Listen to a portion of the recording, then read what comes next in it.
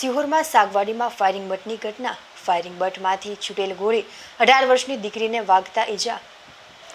સિહોર ગામ નજીક આવેલ સાગવાડીમાં ફાયરિંગ બટ વિસ્તાર આવેલો છે. આ ફાયરિંગ બટ વિસ્તારમાંથી ફાયરિંગ દરમિયાન ગોળી સાગવાડી સુધી પહોંચતા આ ગોળી એક 18 વર્ષની દીકરીને વાગી જતા અને આ 18 વર્ષની દીકરી ઈજાગ્રસ્ત બની હતી.